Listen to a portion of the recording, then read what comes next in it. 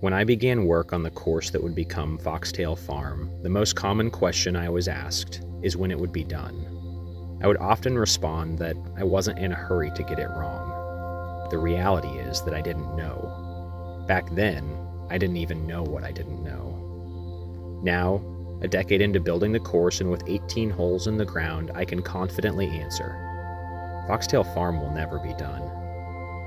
This is a preview of the layout used for the second Foxtail Farm Championship. It's taken 10 years of iteration and hard work, 10 years of seeking to balance challenge and fun and beauty, 10 years of seeking what is best. I hope you enjoy. The opening hole of the championship layout establishes the central premise of Foxtail Farm. Placement and decision-making, rather than power alone, will score. In other words, golf. A shorter drive yields a more straightforward second over the pond, though it risks the dam. A longer drive will mean a shorter but more awkward blind approach, avoiding the Tree of Death and black willows in the riparian area. The carry from the first landing zone to the second plays normal OB rules and thus heightens the risk on out-of-position throws. Double bogey or worse awaits if players make a poor decision. The slightly mounded green, though one of the more understated on the property, is nevertheless dangerous, as it often penalizes the poorly controlled putt or approach, adding unnecessary stress and distance to the comeback. Hole 2 is an island hole with a twist. Everything short of the creek, save one's fairway which is well right, is safe. Beyond the initial creek line, a disc must come to rest within the rock wall, or players will play from a mandatory drop zone approximately 50 feet away, about the spot a good layup drive would get to. Conservative play on this hole could still allow for a big putt and result in a birdie, but aggression, driving for the island, makes that task much more assured. Early in the round, this is a birdie players would like to collect, though many will be happy to escape with par.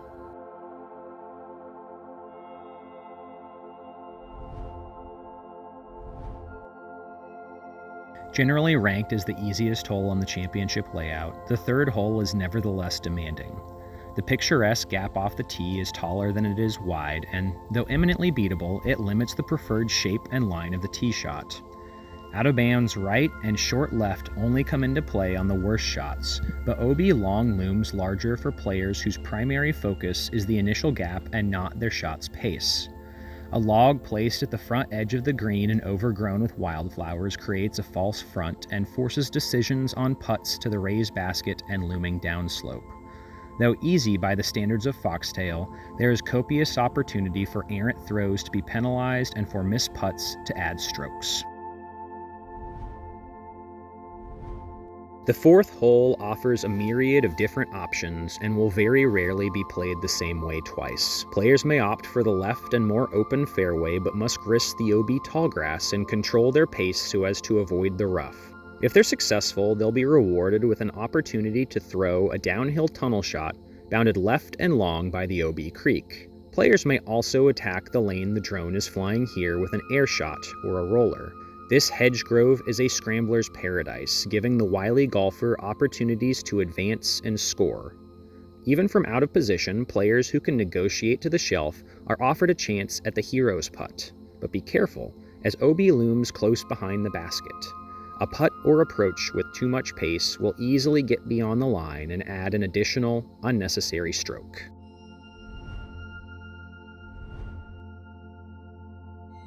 After a short walk out of the creek basin, the subtly dangerous fifth awaits. At first glance, it appears nothing more than a straight-shaping 350-foot hole, but the golfer who misses their line or pace slightly will soon discover how costly that error can be.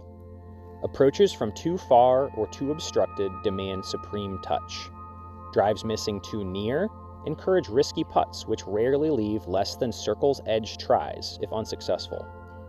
Power players may choose to eschew the risk described earlier and throw over everything. In doing so, they usually assure a chance at par, but leave their opportunity for birdie to fate. Like hole 5, the biggest throwers may throw over the trees on 6, crashing in and taking what comes. For the rest of us, it's a low-driven distance driver. The tall grass right and left are OB but rarely come into play, existing primarily to frame the hole and add tension to the low and driven power shots. The green here features limbed Osage orange trees, which create a strong preference for drives and approaches finishing pin-high right or slightly long.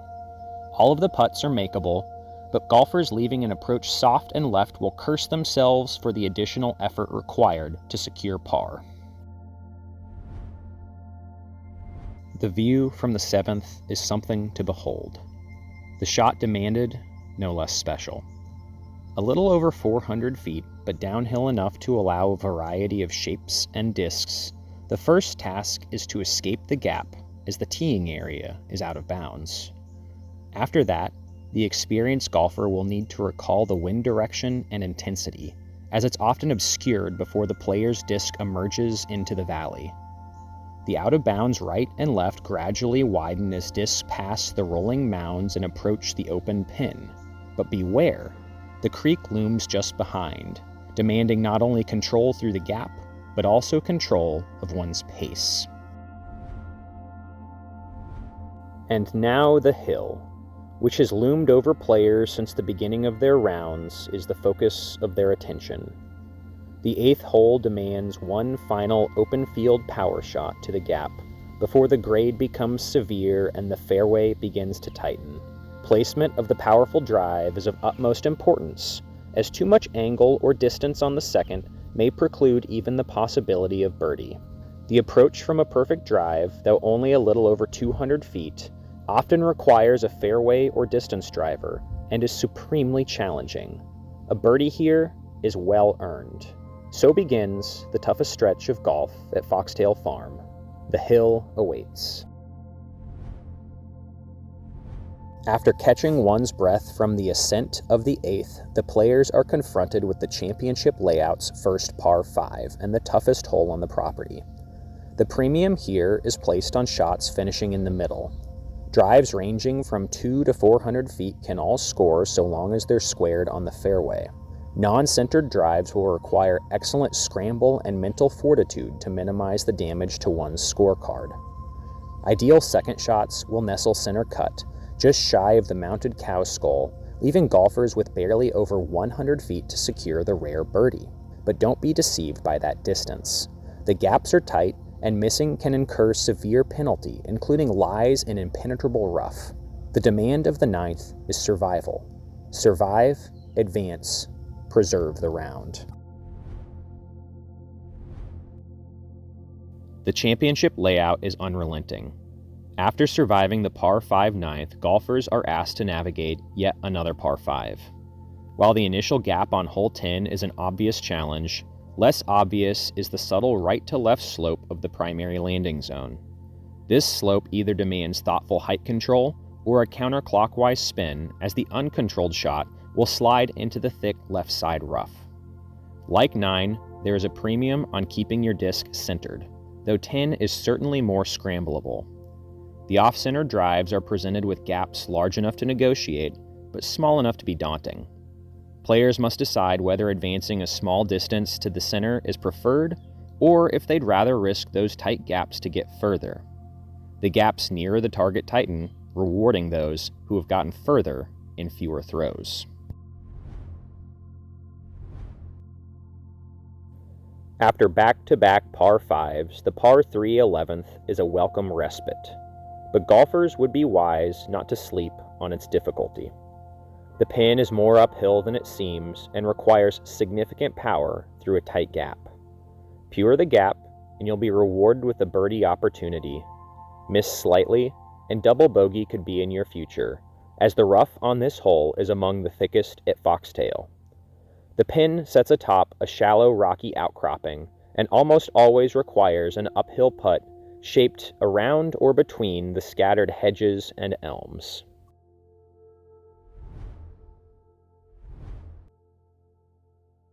Though the shortest par 4 on the property, hole 12 is often among the most difficult. The tee shot is exceedingly technical, as it demands an exact angle, release point, and launch at much less than full power. Golfers who hit their mark are often rewarded with an easy birdie opportunity, as shots landing near the carved morel stump are but a short wooded par 3 away from the pin. However, missing the initial gap will require excellent play the remainder of the hole to save a par or even to save a bogey.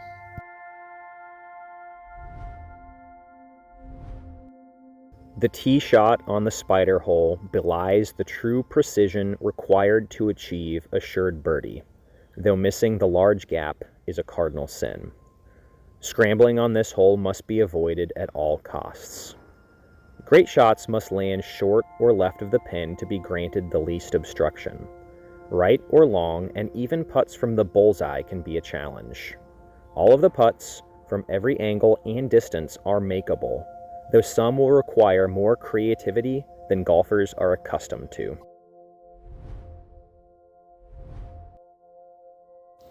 There's nothing to worry about behind the basket on precipice, though perhaps clarification of emphasis is necessary in that the nothingness is the worry.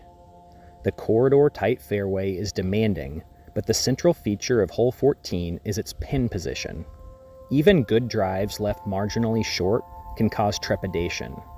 Add in a slight breeze, and golfers not confident in their ability would be wise to lay up and walk away, their scorecard undamaged.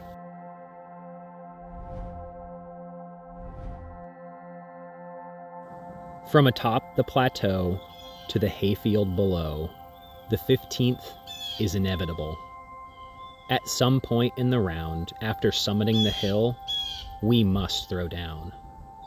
The challenge of the hole lies primarily in nose angle control. To throw a disc that far down and to stop it at the correct point requires matching the slope. Golfers missing their line slightly could leave dangerously fast approaches.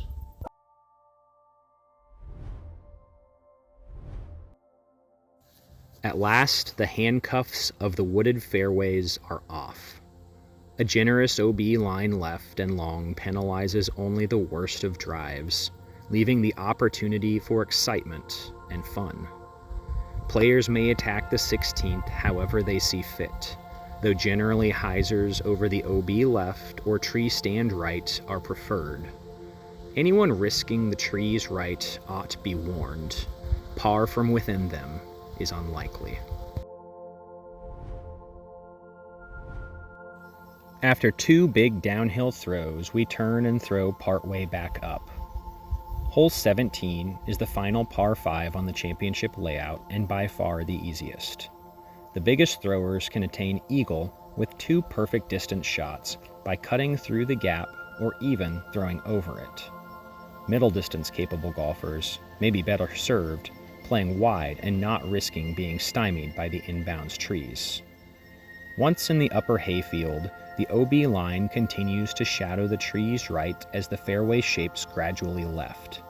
The pin is protected short and left by Osage orange and cedar and is more accessible right, though players need to be wary of the slight slope, which could encourage rollaways if approaches are uncontrolled. And now Foxtail Farm's foundation. The 18th was the first hole designed and installed and the only hole remaining from the earliest iterations. Its demand is simple. Place a drive within the ample inbounds area and place an approach near the pin. However, the execution can prove challenging, and that difficulty can be drastically increased by wind intensity and direction. Increasing the difficulty further is the pin location, which is cantilevered out over a severe slope. The green, though wide, is uninviting, as only the closest putts will feel comfortable. Hole 18 is where champions are determined.